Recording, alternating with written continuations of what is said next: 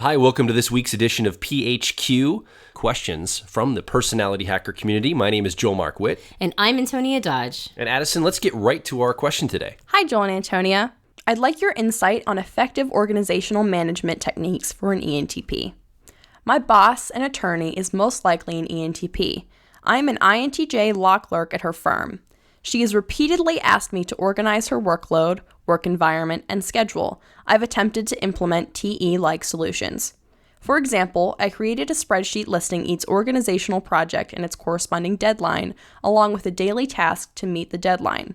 Although she seems pleased with the initial step of organization, she hasn't followed through or allowed me to follow through with completing tasks or meeting deadlines. Instead, each day she finds in emergency situations and fires that I must help her deal with right now.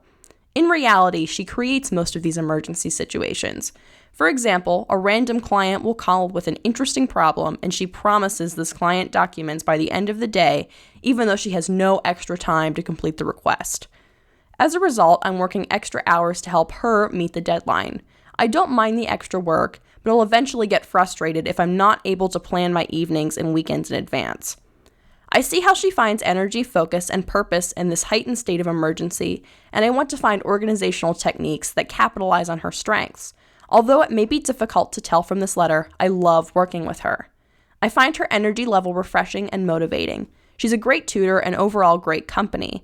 How can I organize this ENTP's workload so that she maintains the same level of enthusiasm that she has under emergency situations? P.S. You are both amazing. Love your podcast and materials. Elizabeth. Thanks, Elizabeth, for the question. You are definitely under some challenge working with an ENTP, because I work with one every single day. But it's doable, right? Like, Antonia is an ENTP, and ENTPs, I believe this comes down to the fact that perceivers in general, as an ENTP as a perceiver, you're really liking living in the moment. And you as an INTJ, Elizabeth, love the planning element of this. If you're new to Personality Hacker and this is the first time you've heard about judgers and perceivers, an INTJ is a judge. They like to organize their outer world and plan for things so that they can have inner mental freedom, so they can wander the halls of their mind. And perceivers are very different. We like to organize our minds structurally in a very organized fashion so we can have outer world freedom and we can respond in the moment. So you're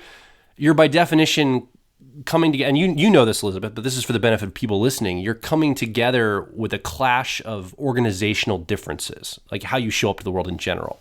And I think this really comes down to a question of being in a flow state. Would you agree with that, Antonia? Yeah, the two things that came up for me as I was listening to the question were there's two behaviors that an ENTP can rely on in order to make up for what could be unconsciously perceived as a deficiency.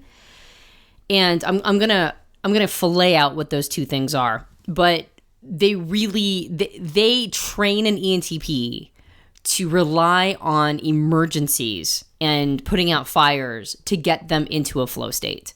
And I'll explain what I mean by that. So the first thing is, if you look at the CAR model for an ENTP, they lead with a process. That driver process is called extraverted intuition, or what we call exploration. Their co-pilot is introverted thinking or accuracy, and then their 10-year-old is extroverted feeling, or what we call harmony. Now, that 10-year-old process, or what's technically called the tertiary cognitive function, is about getting other people's needs met. And it is on an ENTP's conscious awareness radar all the time. Now, not to the level it would be if it was like a driver or a co-pilot process like it is with feeler judgers, but it's definitely something that an ENTP has a relationship with. And one of the things that really stood out to me was when you said that your boss promises things to clients that she really can't follow through with, not realistically. And then all of a sudden it's this massive emergency and everybody's got to like rush to, to take care of this because she made a promise that she could barely or just sort of, or maybe definitively couldn't deliver on. I cannot tell you how many times I have done that. I have done that so many times. Made promises that my brain just went, I'll just figure it out. And the reason why I've done that is because it really makes my extroverted feeling or my harmony process feel really good. Like I'm making the client happy. They're going, oh, wow, thank you so much for doing that. And that little hit of approval that I get from them, oh, it's so worth it.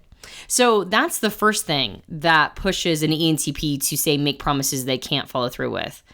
And the second thing is that driver process of extroverted intuition, or what we call exploration. We have a friend named Dario Nardi. You probably, if you listen to our podcast, you've probably heard us refer to him multiple times. And he was doing work with like EEG machines and brain scans and really observing people using their dominant cognitive function or that driver process in context that, like basically engaged it in their mind.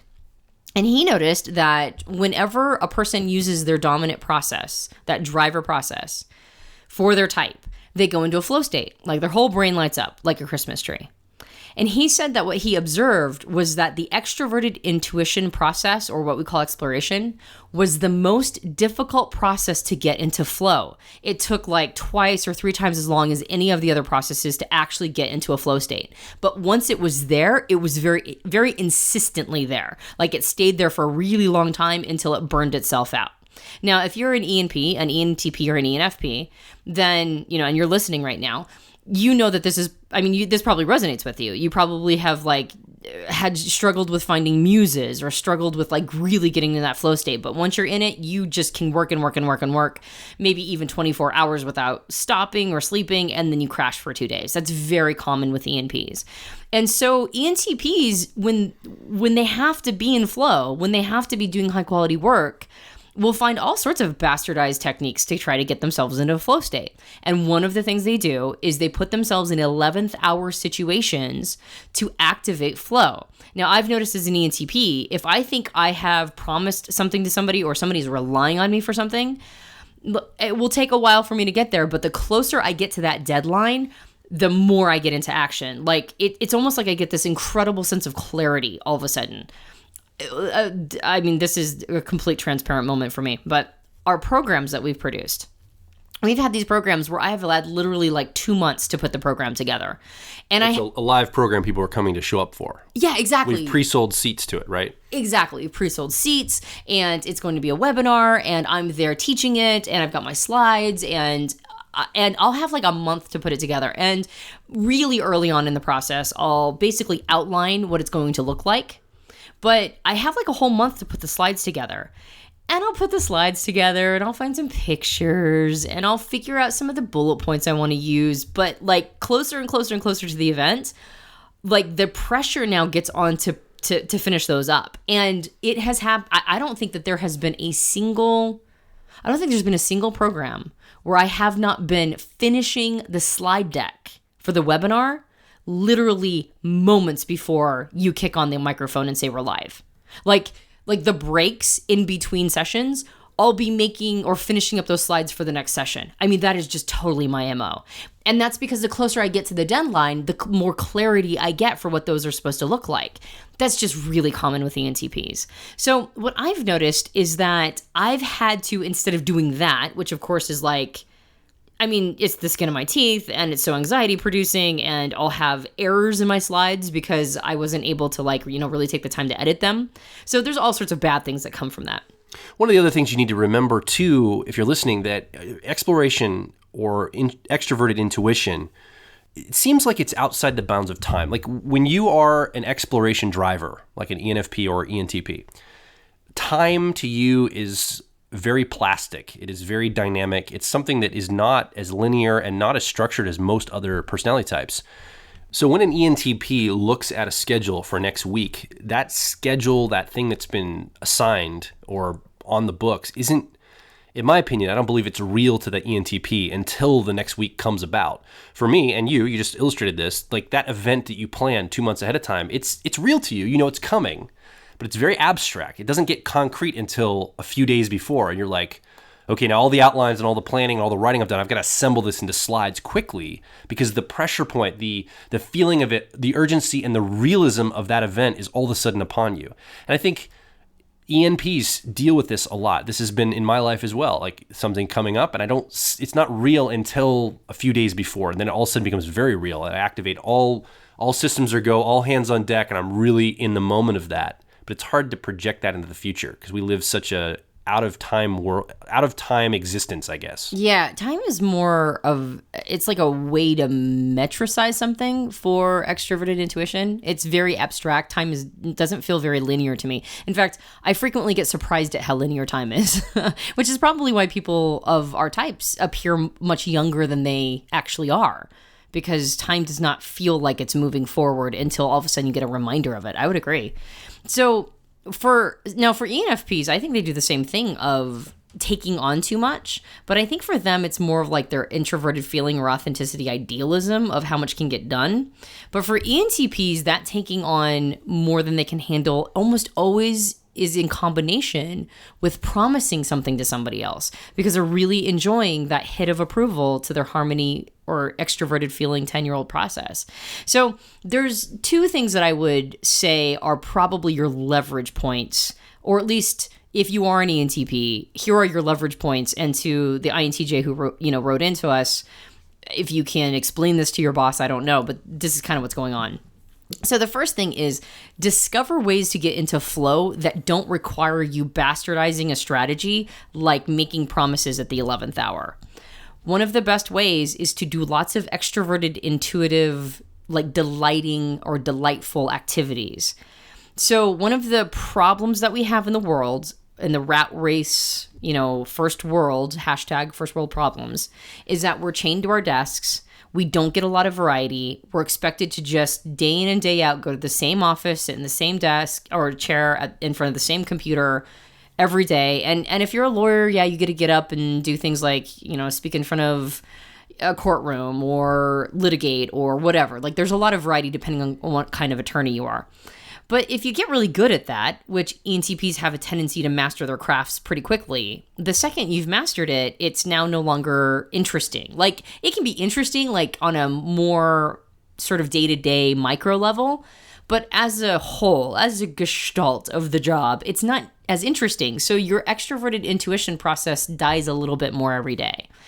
Getting into a place where you are wildly varied in your experience, getting into that strong extroverted intuition exploration space on a regular basis, that is your muse. That is the thing that will help you get back into a flow state in general. So you won't have to rely on making promises at the last minute in order to force yourself into that inspired space. You'll actually just be in a general inspired flow space. And that's more difficult to master. It requires life changes in order to really accomplish it, but it's a lot more rewarding and it's a lot less infuriating to the people around you if you can do that.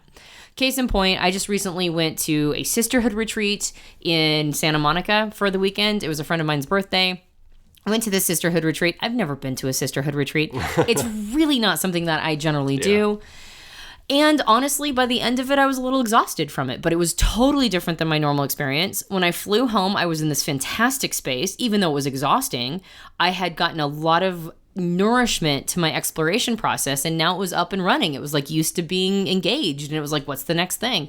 I came home, you had all these really great concepts and ideas about where to take the business next, and we were just in this wonderful flow state when I got home. So I really think that that's a leverage point, is making sure that you get enough regular hits of exploration proportionate to the fact that it's your driver process. We're not talking about just going to a new restaurant, okay? That's not enough. We're talking about like flying places and really like having a major exploration completely outside your comfort zone experience. Yeah, think of that exploration process for an ENTP or an ENFP as a very fragile, highly tuned instrument that you have to, like Antonia said, when you're in that process, it burns hot, it burns fast, it's firing on all cylinders. And it's almost like you have to nurture that, and you might have to do some more. You might have to help your boss, Elizabeth, do some things that will engage her exploration process more than she's already doing.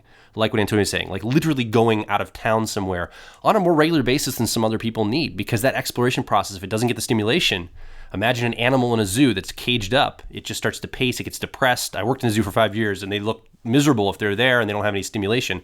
Same thing, it's sitting in a cubicle or in your job. If you get bored, it's not going to be fun anymore for that exploration primary. So think of it as a finely tuned instrument that needs like regular tune-ups, of performance tune-ups. And I think that's one recommendation you could make to your boss. Yeah, absolutely. The second thing is that getting the hit of approval to your harmony process. One of the best ways to keep yourself from having to do that all the time is, of course, connective relationships with other people.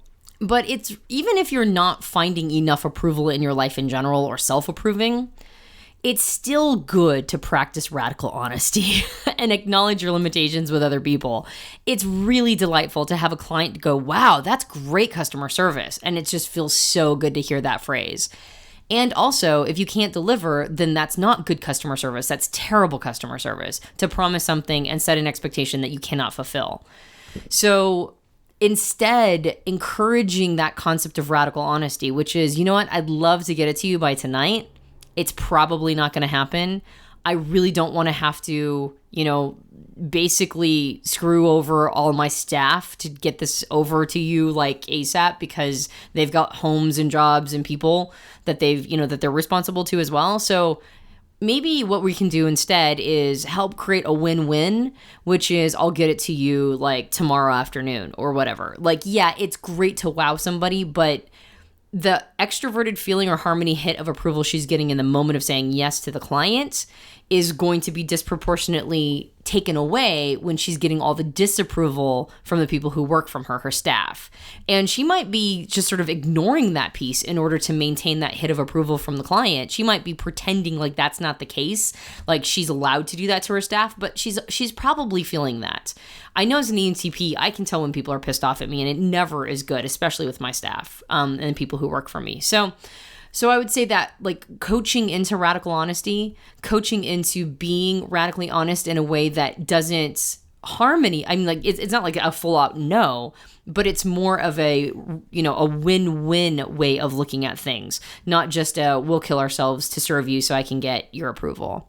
So I would say that those two things are really major. And I think for me, now, of course, you guys have heard that we have Charis who works for us. Charis is an INFJ. She's absolutely incredible and wonderful. And what I've done is I've basically just sort of handed over my entire schedule to her. Like I literally wake up and I find out what Charis has scheduled for me that day. Sometimes surprising. It's like, oh, yeah. Cool. Like, well, sometimes it's not oh cool, and sometimes it's like oh crap, but it doesn't matter because I handed that over to Charis, and so I get to find out what I do that day. I could probably know the day before, but I never think to look. And I wake up in the morning and go, what am I doing today? And I've just handed that over to Charis, and I just obey her. At this point, I just obey Charis, and that's my life. My life is obeying Charis's scheduling. Now I have a question about that for you. Like, was that a struggle for you to get to that place, to turn yourself over to that process? Like, as someone who probably prides themselves on always being able to just do what you want when you want to do it and work on projects when you want to do them. Yeah. How did you get yourself, or how did Charis help you get there, you guys working together as an ENTP, to feel okay with that? Like you don't feel like you're losing control or losing the effect of your life. Like you don't feel like you're upset, like, oh man, I don't feel free anymore. Your freedom isn't taken away as an ENTP, because I think that's very valuable for ENPs in general, is that freedom. So how did you in your mind work that out as an ENTP? Well, I think what's nice about Charis is that she doesn't schedule anything out too far ahead. So I still feel like I have a certain amount of freedom. I feel like she mostly schedules things within 1 to 3 weeks ahead of time. She's not scheduling my life out like a month or 2 or 6 months ahead. I think if that was the case, I'd probably feel very trapped. Yeah. But she's sensitive to that, and so she only schedules things out no more than 3 weeks ahead of time. Which is an INFJ, she probably wants to schedule them out way further, but she realizes she has to work in tandem. Yeah, totally. Yeah. And it's brilliant. And so I would say not scheduling anything out more than 3 weeks has been the sweet spot. And then the other piece of it is that I know that I can say no that day of if I need to. If I absolutely have to, I know I can say no, but I don't, because I'm just tired of being overwhelmed, which is what I was before. I was overwhelmed with correspondence. I was overwhelmed with, coaching clients and verification calls, profile verification calls, and like all the other things that I have to do. I was just so overwhelmed, and I was missing them. Like I was so overwhelmed with my schedule and all the things I had to do, on top of recording podcasts and writing articles, etc. Well, and we have a 3-year-old. And we have a 3-year-old. Right? Let's not miss that. So I was getting massively overwhelmed, and I was starting to miss appointments. And missing appointments, oh my gosh, if you want your Harmony 10-year-old to flare up and tell you like you're the biggest piece of crap that ever lived, miss an appointment, and just like the shame of it would just like dump on me, and I'd be like, oh God, I'm a horrible human being. So just handing that over to Cheris and knowing that she's going to be on me, like she'll text me 15 minutes ahead. Hey, you remember that you have that call? I mean, it's amazing. Like, yeah, she's my handler. Yes, I need a handler at this point, and I'm totally fine with that.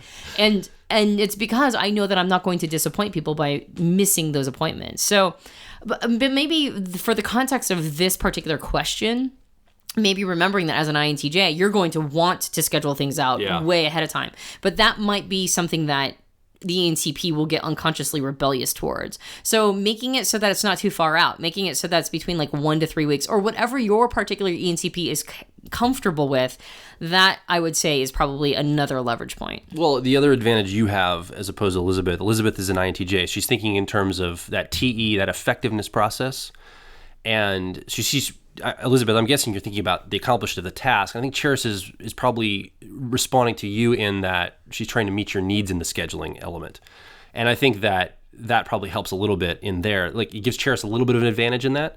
But I don't think that's a detriment to you, Elizabeth. I still think that extroverted thinking, that effectiveness process that you bring to the table is needed. Obviously, if you have a perceiver boss, they need the structure that you bring, and that's why your boss has asked you to do this, right?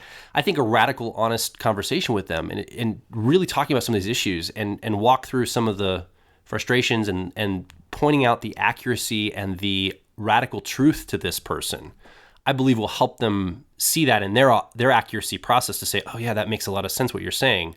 I'm actually hurting my business by not following what you're setting up for me type ideas. Yeah, I think Cheris may have had an advantage in that an INFJ is probably going to be more responsive to the emotional needs of, or that emotional need of the person they're working with or for or whatever.